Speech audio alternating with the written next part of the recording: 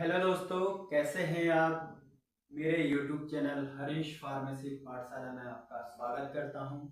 उम्मीद करता हूं आप सभी स्वस्थ होंगे। तो चलिए, आज के लेक्चर में हम पढ़ेंगे हिस्ट्री क्या थी ह्यूमन एनाटॉमी एंड फिजियोलॉजी की। जो हमने पिछले लेक्चर में पढ़ा था वो इंट्रोडक्शन पढ़ा था हमने। तो बेसिक इंट्रोडक्शन में हमने पढ़ा था कि ह्यूमन एनाटॉमी क्या होती है, फिजियोलॉजी क्या होती है, उनके सिस्टम के बारे में पढ़ा था। तो आज हम शुरू करेंगे कि ह्यूमन एनाटॉमी एंड फिजियोलॉजी की हिस्ट्री क्या थी, कैसे एनाटॉमी का निर्माण हुआ, वो सब हम आज के लेक्चर में कवर करेंगे। ठीक है, जो हमारा पिछला लेक्चर था वो उम्मीद करता हूँ कि आपको अच्छी तरह से समझ आया होगा। तो हम अब हिस्ट्री के आगे की ओर चलते हैं कि हिस्ट्री क्या थी, एनाटॉमी का निर्माण कैसे हुआ, वो सब हम इस लेक्चर में डिस्कस करेंगे। ठीक है, तो ये जो मेरा यूट्यूब चैनल है उसको आप सब्सक्राइब भी करें, बेल आइकन को भी प्रेस कीजिएगा। तो जो हम अगला नेक्स्ट वीडियो डालेंगे तो क्या है, आपको वीडियो जल्द से जल्द मिले। ठीक है, तो हम चलिए शुरू करते हैं हिस्ट्री के बारे में। ठीक है, तो हिस्ट्री क्या थी। History of human anatomy and physiology. ठीक है, तो इसके बारे में हम पढ़ेंगे आज हिस्ट्री क्या थी। तो मैंने जैसे जो हमारा पिछला लेक्चर था, इंट्रोडक्शन था, तो उसमें बताया था कि जो एनाटॉमी है उसकी शुरुआत हजारों साल पहले हो चुकी थी। ठीक है, हजारों साल पहले से एनाटॉमी का निर्माण यानी उस पर स्टडी चल रही थी। तो उसमें हमारे जो सबसे पहले साइंटिस्ट हैं वो आते हैं हिप्पोक्रेट्स। हिप्पोक्रेट्स, ठीक है। हिप्पोक्रेट्स जो है उन्होंने शुरुआत किया था एनाटॉमी का। ठीक है, उन्होंने स्टडी की थी। तो इनको हम क्या कहते हैं, इनको हम कह सकते हैं कि first physician of the world, और इनको हम फादर ऑफ मेडिसिन भी कह सकते हैं। ठीक है, तो यहाँ से स्टडी चालू हुई, फिर धीरे धीरे स्टडी रही, फिर आते हैं हमारे हीरोफिलस। ठीक है, हीरोफिलस हीरोफिलस आते हैं। फिर ये धीरे धीरे और स्टडी करते हैं एनाटॉमी के ऊपर। ठीक है, इनको क्या कहा जाता है, हीरो ऑफ एनाटॉमी। तो इन्होंने बताया कि जो डाइसेक्शन किया इन्होंने बॉडी का, डाइसेक्शन वर्ड मैंने पिछले अपने वीडियो में भी यूज़ किया था। तो इन्होंने ही जो बॉडी है उसके ऑर्गन है उसको डाइसेक्ट किया था, फिर उनको डिफ्रेंशिएट किया था। ठीक है, तो इनको क्या कहा जाता है, फादर ऑफ एनाटॉमी। ठीक है, तो इन्होंने डाइसेक्ट करके देखा था, डिफ्रेंशिएट किया था ऑर्गन्स को कि ये हार्ट है, ये लीवर है, ये सब वेन्स है, आर्टरी है, ये सब डिफ्रेंशिएट इन्होंने किया था। ठीक है, उसके बाद कौन आते हैं, एंड्रस वेसेलस। एंड्रस वेसेलस ये मॉडर्न एनाटॉमी के फादर भी कहा जाता है इनको। एंड्रस वेसेलस, इनको मॉडर्न एनाटॉमी ऑफ फादर भी कहा जाता है। तो इन्होंने भी एनाटॉमी पे स्टडी किया है। तो इन्होंने बताया है कि जो हमारा बॉडी है वो सिस्टम्स ऑर्गन से बना हुआ है। ठीक है, इन्होंने क्या बताया, जो हमारी बॉडी है वो सिस्टम ऑर्गन से बनी हुई है। ठीक है, उसके बाद कौन आते हैं, हमारे अरिस्टोटल आते हैं। ठीक है, हमारे अरस्तु आते हैं साइंटिस्ट, वो उनको क्या कहा जाता है, फादर ऑफ एनाटॉमी। ठीक है, फादर ऑफ एनाटॉमी कहा जाता है। ठीक है, तो उन्होंने भी एनाटॉमी पे स्टडी किया। ठीक है, तो उन्होंने कंपैरेटिव किया, उन्होंने कंपेयर किया। ठीक है, कि ये हार्ट है तो इसका क्या काम है, ये लीवर है तो उनका क्या काम है। तो इनको क्या कहा जाता है, फादर ऑफ कंपैरेटिव एनाटॉमी भी कहा जाता है। ठीक है, तो ये हमारी जो एनाटॉमी है उसकी हिस्ट्री थी। तो कहाँ से शुरू हुआ, किसने क्या स्टडी किया। अभी तो क्या है, बहुत सारी टेक्निक आ गई है, बहुत सारे जैसे एक्सरे वगैरह होते हैं, ये सब हो चुके हैं। अभी तो हम काफ़ी सारी टेक्निक्स आ गई है और आगे भी आएंगे। ठीक है, तो इन्होंने सबने क्या किया कि जो ह्यूमन एनाटॉमी है, उसके स्ट्रक्चर है, उसके सिस्टम है, तो उन सबको एक ही पार्ट में समझना, एक ही पार्ट में डिस्क्राइब करना बहुत मुश्किल था। तो इन्होंने एनाटॉमी की काफ़ी सारी ब्रांचें बनाई है। तो एनाटॉमी का सब डिवीज़न किया। तो हम एनाटॉमी के सब डिवीजन के बारे में भी पढ़ेंगे। ठीक है, तो एनाटॉमी के सब डिवीजन में पढ़ेंगे हम सब डिवीजन ऑफ एनाटॉमी। ठीक है, एनाटॉमी का जो सब डिवीजन है तो ये किस लिए किया कि समझने के लिए, एनाटॉमी को और अच्छी तरह समझने के लिए उसका सब डिवीजन किया गया। तो हम आगे उस पर स्टडी करते हैं। तो चलिए, जो सब डिवीजन में पहला जो ब्रांचेस थे, इनमें ब्रांचेस आते हैं, उनके बारे में हम स्टडी करेंगे। जो पहला सब डिवीजन है ग्रॉस एनाटॉमी। ठीक है, अच्छे से समझिएगा, ग्रॉस एनाटॉमी है, बहुत सारी ब्रांचेस है। ग्रॉस एनाटॉमी है, माइक्रोस्कोपिक एनाटॉमी है, ठीक है, फिर डेवलपमेंटल एनाटॉमी है, ठीक है, फिर आता है हमारा सरफेस एनाटॉमी आता है, ठीक है, रीजियनल एनाटॉमी आता है, ठीक है, रीजियनल एनाटॉमी आता है,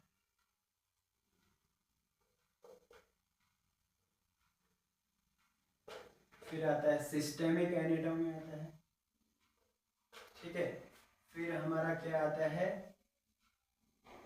कैडावरिक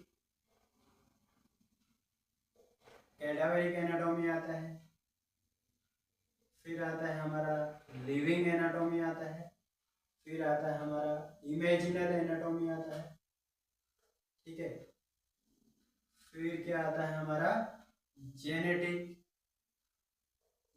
एनाटॉमी आता है, फिर आता है हमारा पैथोजेनिकल,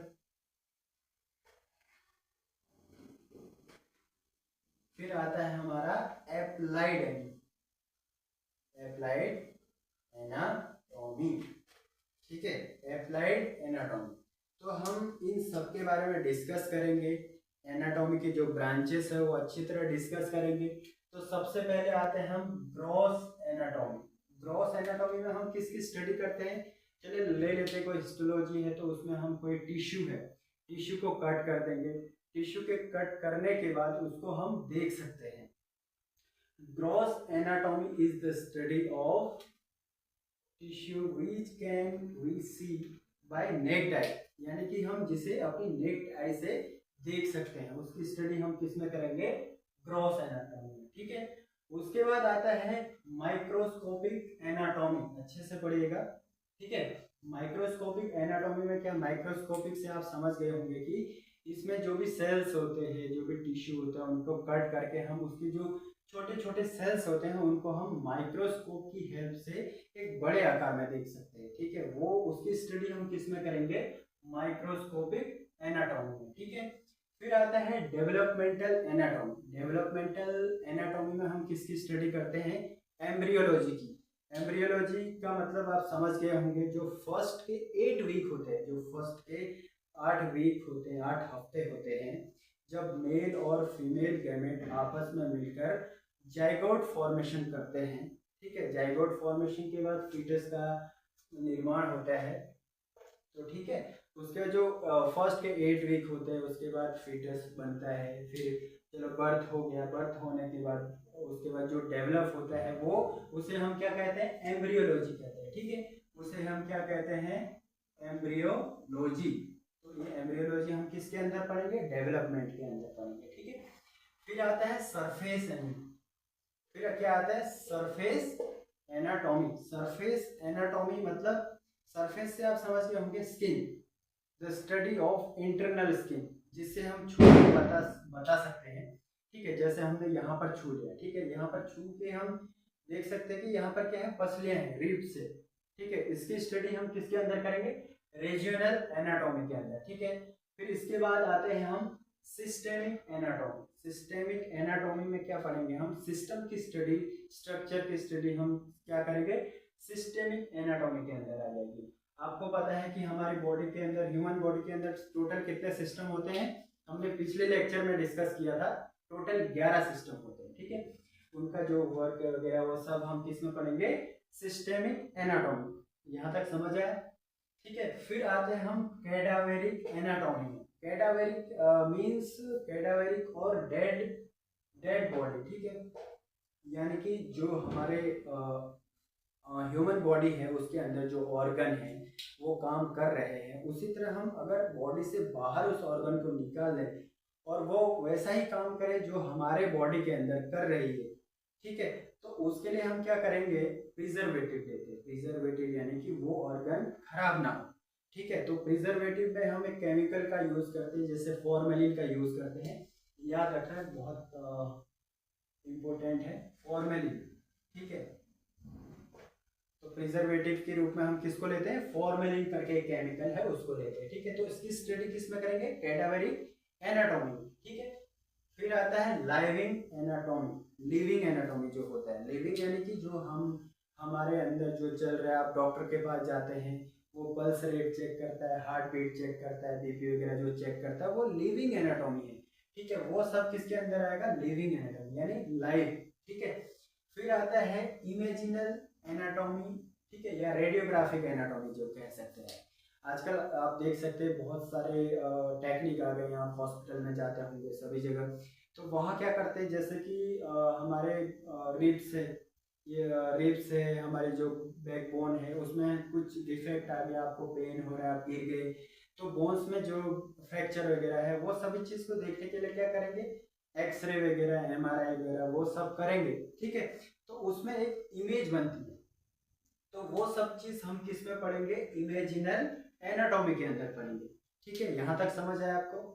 फिर आते हैं हम जेनेटिक एनाटॉमी। जेनेटिक एनाटॉमी में हम क्या करेंगे, इसमें genetic anatomy is the study of genetic information. जो जेनेटिक इंफॉर्मेशन कहाँ होती है, हमारे किसमें होती है,